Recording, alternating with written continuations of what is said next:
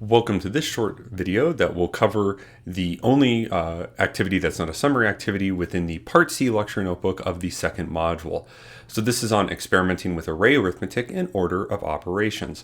So I'm going to go ahead and click there to take me here. Now I'm going to run all the code cells beforehand, run all cells. I'm going to close this as well. And that way I have imported NumPy as NP and gotten everything that I need set up in the notebook before this, including having the arrays A, B, and C be defined. So now that they're there, I now say follow the instructions in the code cell below to try taking dot products and elementalized products of A, B, and C in various orders, and then use the markdown cell below these codes cells to summarize your findings.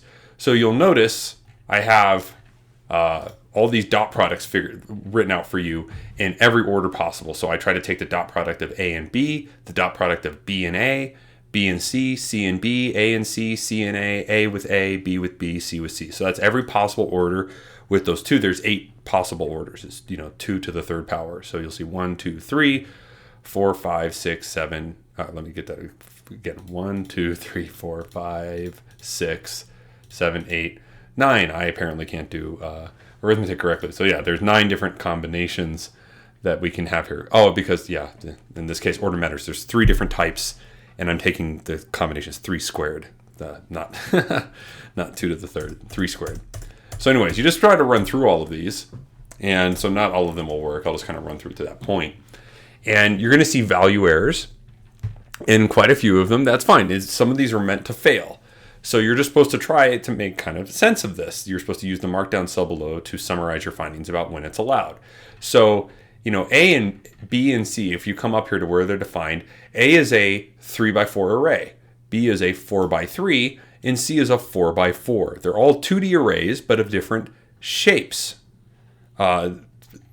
So you just have some issues with the alignment of these shapes. So for instance, a 4x3 as a dot product with a 4x4 does not work. There's some misalignment.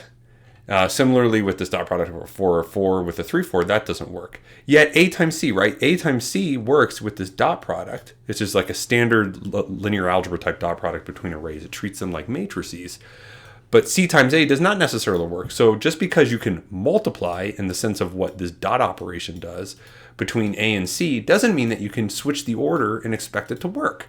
So a 3x4 times a 4x4 works, but not a 4x4 times a 3x4, because as you can see where it's not aligned, the inner dimensions, right? So if I take a 4x4 first and try to multiply it by a 3x4, what matters is that dimension, which is a 4, and this dimension, which is a 3, it's not equal to a 3. 4 is not equal to 3. So in that case, the dim1, right, Python indexing is like with 0. So this is the 0th dimension of the first array. Here's the second dimension of the dim1. So dim0 is here, dim1 is here for that first array. Here's dim0 for the second array, and then dim1. What matters is the dimension 1, meaning the number of columns in the first array, times the number of rows, dim0, of the second array. If they're not aligned, I can't do this dot product. So, and then I can't necessarily even multiply a matrix to itself. A times A doesn't work, B times B doesn't work, and with the dot product multiplication. C by C does, because C is a square matrix, a square array. It's a 4x4. So the inner dimensions again agree. Element-wise products, you're going to see that you get these broadcast errors because this is a component-wise operation. So while this is a value error that says something about these dimensions not being aligned, this is something about the ability to broadcast this operation into an array of an understood size. So this is a different type. They're both value errors, but notice the error message is different. So it's just something to look at. I do np.multiply AB, np.multiply BA. What I'm asking you to do is fill in all the missing combinations. I don't think you actually need me to necessarily work this out.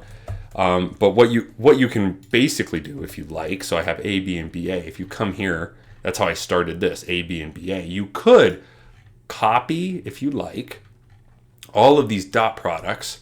So let's say copy these cells, and you could say then to paste them, let's say below here. So paste the cells and replace, let's say. So that, notice, see, I have them all here. And then what you need to do is just change all of these. I'll remove some of these cells. You could simply then just change each of these to multiply. And see which of these work or don't work. So it's going to again be a lot, in this case perhaps more value errors.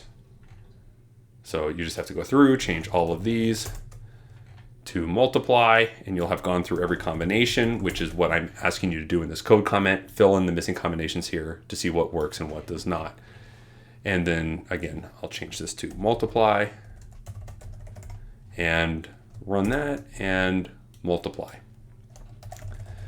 So notice that unlike with the dot product where a lot of these worked, right? So in this case, like, you know, a times b and b times a both worked, and the sizes are different. Notice that a times b results in an array that is 3 by 3 because I took a 3 by 4 times a 4 by 3. The 4s matched up, and the outer dimensions, which were 3 and 3, resulted in a 3 by 3 array, whereas this was a 4 by 3 times a 3 by 4. The 3s match up so that it works, and the resulting array is a 4 by 4. The dot product between b and c, of course, didn't work, but the dot product between c and b did. Notice that array, it is a 4 by 3. And again, c was 4 by 4 and b was 4 by 3. So the resulting one was, in this case, 4 by 3 because of the 4 for the c and the 3 for the b in the right dimensions. These are things to think about when you're writing out your explanation, which I'm not going to do. I'm just kind of stating what's going on in terms of what you should be using, what you should be summarizing in the markdown cell below.